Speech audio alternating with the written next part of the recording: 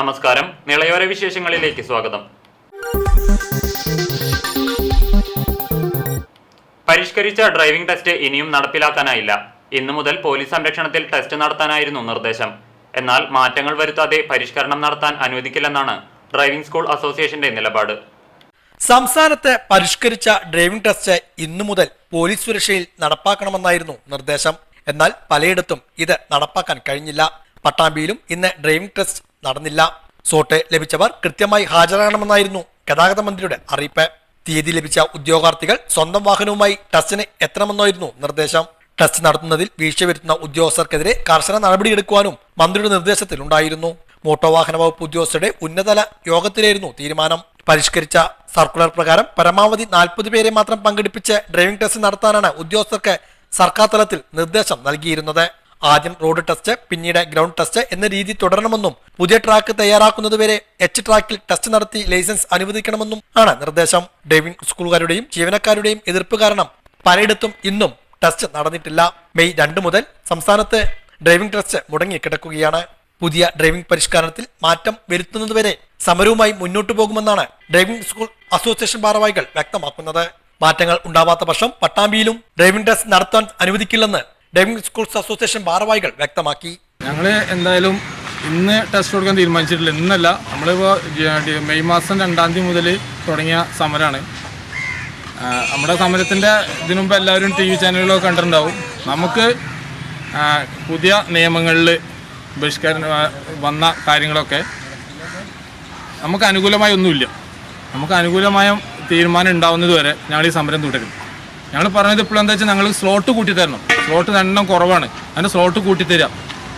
പഴയ വണ്ടികൾ പഠിപ്പിക്കാൻ പാടില്ല എന്ന് പറയുന്നുണ്ട്. അതിനുള്ള ഇതുകൂടി നമ്മൾ ചെയ്തു തരണം. 15 വർഷം കഴിഞ്ഞ വണ്ടികൾക്ക് പഠിപ്പിക്കാനുള്ള മേലധികാരികൾ നമ്മൾ രജിസ്ട്രേഷൻ കഴിഞ്ഞ വണ്ടികളുണ്ട്, അതിൽ പഠിപ്പിക്കാനുള്ള സൗകര്യം ചെയ്തു തരണം.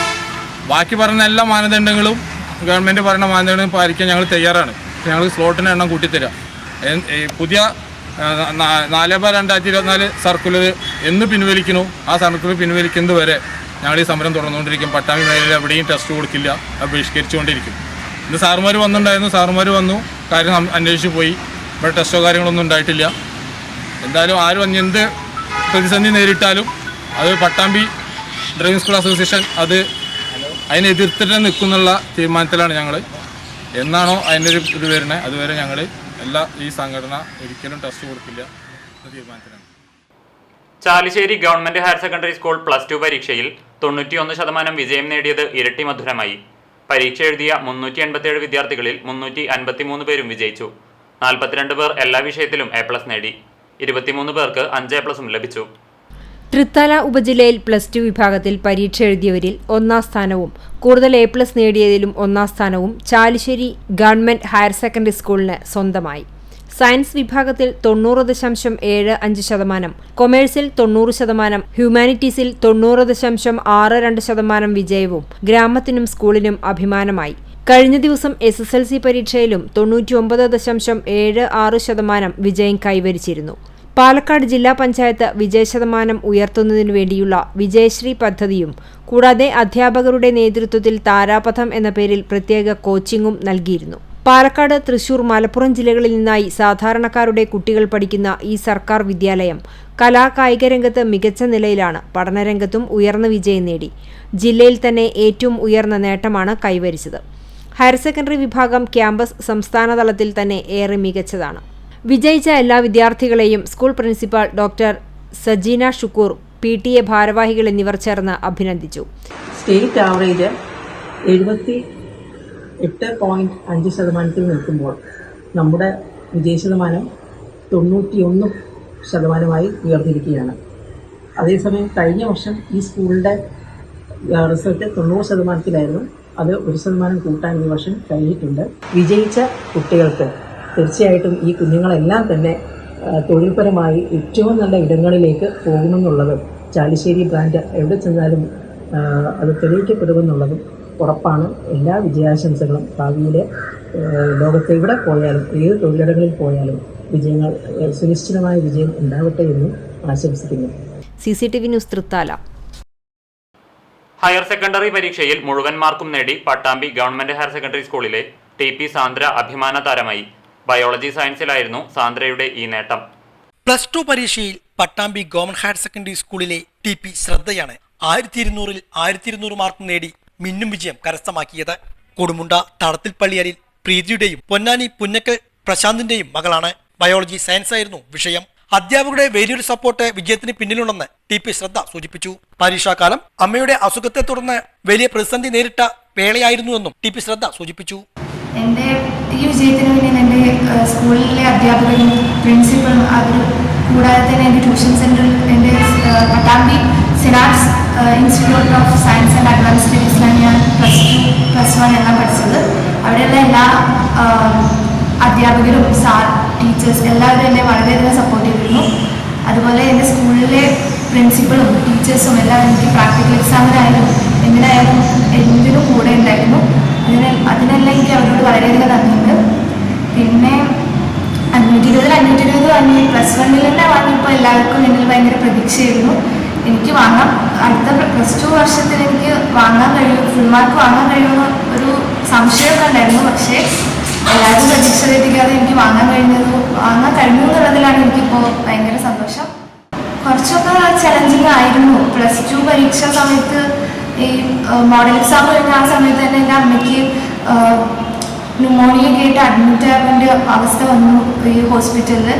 എന്നിട്ടും എനിക്ക് ഇങ്ങനെ വാങ്ങാൻ കഴിഞ്ഞു എന്ന് പറയുമ്പോൾ അമ്മയ്ക്കും അതൊരു ഭയങ്കര സന്തോഷമാണ്. അതുപോലെ എൻ്റെ വീട്ടുകാർക്കും കുടുംബക്കാർക്കും എല്ലാവർക്കും ഭയങ്കര സന്തോഷം. SSLC പരീക്ഷയ്ക്കും മിന്നുന്ന വിജയമായിരുന്നു TP ശ്രദ്ധ കരസ്ഥമാക്കിയത്. Pattambi saint Paul's English medium സ്കൂളിലായിരുന്നു SSLCക്കുണ്ടായിരുന്നത്. മകളുടെ വിജയത്തിൽ അമ്മ പ്രീതിയും സന്തോഷം പ്രകടിപ്പിച്ചു. മോൾക്ക് ഫുൾ എ പ്ലസ് കിട്ടിയത് വളരെയധികം സന്തോഷമുണ്ട്. കഴിഞ്ഞ വർഷം തന്നെ ഫുൾ ഉണ്ടായിരുന്നു, പക്ഷേ ഈ വർഷം കിട്ടുമെന്ന് പ്രതീക്ഷ കുറച്ച് മങ്ങിയതായിരുന്നു. ഞാൻ ഹോസ്പിറ്റലിൽ അഡ്മിറ്റ് ആയപ്പോൾ ആ സമയത്ത് മോഡൽ എക്സാം കഴിഞ്ഞ സമയത്തായിരുന്നു എനിക്ക് അഡ്മിറ്റ് ആവേണ്ട ഒരവസ്ഥ വന്നത്. ഒരു 6 ദിവസത്തോളം ICUയിൽ കിടന്നു. ആ സമയത്ത് എക്സാം സെക്കൻഡ് ഇയറിൻ്റെ ഫസ്റ്റ് എക്സാം കഴിയുന്ന സമയത്ത് തൃശ്ശൂരിൽ നിന്നിട്ട് ബസ്സിൽ വന്നിട്ടൊക്കെയാണ് അവിടെ എക്സാം എഴുതിയത്. വളരെ ചലഞ്ചിങ് ആയിരുന്നു. അത് കാരണം തന്നെ കിട്ടുമെന്നൊരു പ്രതീക്ഷ കുറച്ച് മങ്ങിയ അവസ്ഥയായിരുന്നു. പട്ടാമ്പി സിനാപ്സ് ഇൻസ്റ്റിറ്റ്യൂട്ടിലെ വിദ്യാർത്ഥി കൂടിയാണ് TP ശ്രദ്ധ. സിനാപ്സ് ഇൻസ്റ്റിറ്റ്യൂട്ടിന്റെ നേതൃത്വത്തിൽ TP ശ്രദ്ധയെ അനുമോദിക്കുകയും ചെയ്തു. കട്ടിൽമാടം ഗ്രാമത്തിന് അഭിമാനമായി മാറി മനീഷ കുമാരി. വട്ടേനാട് ഗവൺമെന്റ് സ്കൂളിൽ ഇക്കഴിഞ്ഞ SSLC പരീക്ഷയിൽ മുഴുവൻ വിഷയങ്ങളിലും A+ നേടി നാടിനും സ്കൂളിനും അഭിമാനമായിരിക്കുകയാണ് ബീഹാർ സ്വദേശികളായ ദമ്പതികളുടെ മകൾ.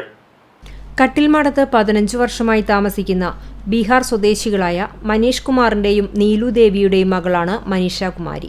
വട്ടേനാട് ഗവൺമെന്റ് ഹയർ സെക്കൻഡറി സ്കൂളിലെ വിദ്യാർത്ഥിനിയാണ്. പഠനത്തിൽ മാത്രമല്ല പാഠ്യേതര വിഷയങ്ങളിലും മനീഷ കുമാരി 1ാം സ്ഥാനത്ത് തന്നെയാണ്. പരീക്ഷയിൽ മികച്ച വിജയം കൈവരിക്കാൻ സാധിച്ച വിദ്യാർത്ഥിനിയെ കട്ടിൽമാടം ശ്രീ വിവേകാനന്ദ ബാലഗോകുലം പ്രവർത്തകരും സേവാഭാരതി പ്രവർത്തകരും സംയുക്തമായി ചേർന്ന് അനുമോദിച്ചു. മനീഷ കുമാരിയുടെ അച്ഛൻ ടൈൽ തൊഴിലാളിയാണ്. CCTV news Thrithala. ഇടവേള. CCTVയിലൂടെ നിങ്ങളുടെ പ്രിയപ്പെട്ടവർക്ക് തീർത്തും സൗജന്യമായി ആശംസകൾ നേരാം. ജന്മദിനം, വിവാഹം, വിവാഹ വാർഷികം തുടങ്ങിയ അവിസ്മരണീയ ആഘോഷവേളകളിൽ നിങ്ങളുടെ പ്രിയപ്പെട്ടവർക്ക് CCTVയിലൂടെ തികച്ചും സൗജന്യമായി ആശംസകൾ നേരാം. അതിനായി ഫോട്ടോയും വിശദാംശങ്ങളും മെയിൽ അയയ്ക്കുകയോ അല്ലെങ്കിൽ ഓഫീസിൽ വൈകിട്ട് 4 മണിക്കുള്ളിൽ നേരിട്ടെത്തി നൽകുകയോ ചെയ്യാം. WhatsApp number 89 43 35 14 00. Mail ID cctvnews@gmail.com. ആശംസകൾ മെയിൽ അയക്കുന്നവരും വാട്സ്ആപ്പ് ചെയ്യുന്നവരും നിർബന്ധമായും ഓഫീസിൽ വിളിച്ച് ഉറപ്പുവരുത്തേണ്ടതാണ്. കൂടുതൽ വിവരങ്ങൾക്ക് 89 43 35 14 00, 89 43 35 14 26. നമ്പറുകൾ ഒരിക്കൽ കൂടി 89 43 35 14 00, 89 43 35 14 26. CCTV, നിങ്ങളുടെ സ്വന്തം പ്രാദേശിക ചാനൽ. വാർത്തയിലേക്ക്. സംസ്ഥാനത്ത് വരും ദിവസങ്ങളിൽ മഴ കനക്കുമെന്ന് കേന്ദ്ര കാലാവസ്ഥാ വകുപ്പിന്റെ അറിയിപ്പ്. വിവിധ ജില്ലകളിൽ യെല്ലോ അലർട്ട് പ്രഖ്യാപിച്ചു.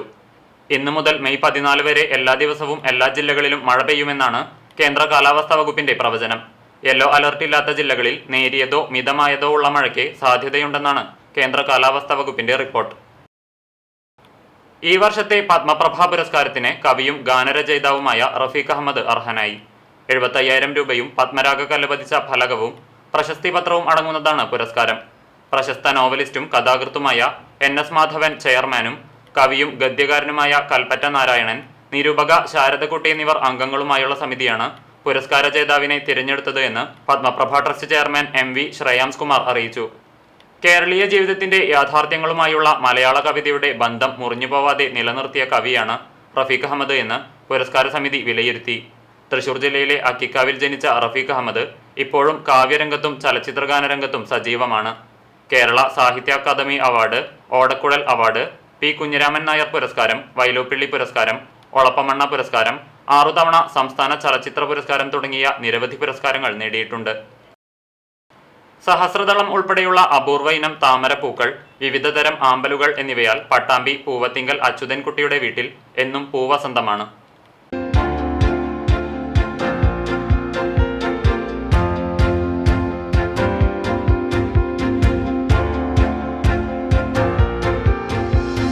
പട്ടാമ്പി പൂവത്തിങ്കൽ വീട്ടിലേക്ക് എത്തുന്നവരെ വരവേൽക്കുന്നത് താമരപ്പൂക്കളും ആമ്പൽപ്പൂക്കളുമാണ്. 1ഉം 2ഉമൊന്നുമല്ല, 36 ഇനം താമരപ്പൂക്കൾ, 16ൽ പരം ആമ്പൽപ്പൂക്കൾ, ഓർക്കിഡ് ഉൾപ്പെടെയുള്ള മറ്റു ചെടികളും. അച്യുതൻകുട്ടിയുടെ വീട്ടുമുറ്റത്ത് എന്നും വസന്തകാലമാണ്. പൂക്കളുടെ നിറപ്പകിട്ടാർന്ന വർണ്ണലോകം.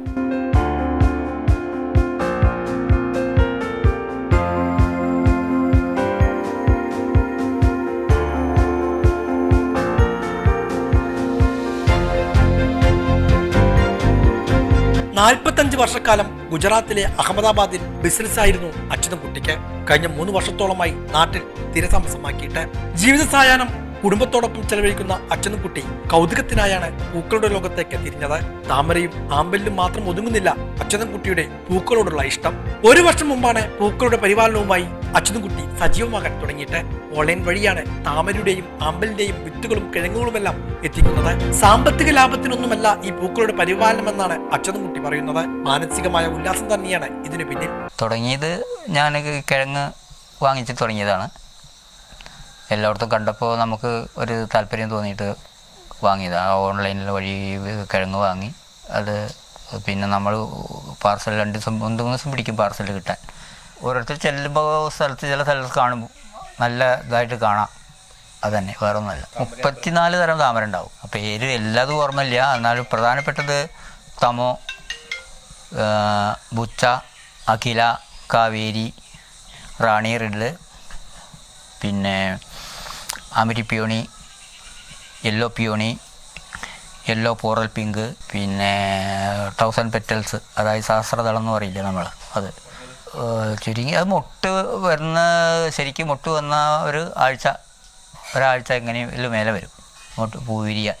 പൂക്കൾക്ക് പുറമെ അലങ്കാര മത്സ്യങ്ങൾ ഉൾപ്പെടെയുള്ളവയുടെ പരിപാലനവും അച്യുതൻകുട്ടി നടത്തുന്നുണ്ട്. ഭാര്യ രമണിയുടെയും മക്കളുടെയും മരുമക്കളുടെയും എല്ലാം പിന്തുണയും അച്യുതൻകുട്ടിക്കൊപ്പമുണ്ട്. ഇതോടെ നിളയോര വിശേഷങ്ങൾ സമാപിക്കുന്നു. നമസ്കാരം.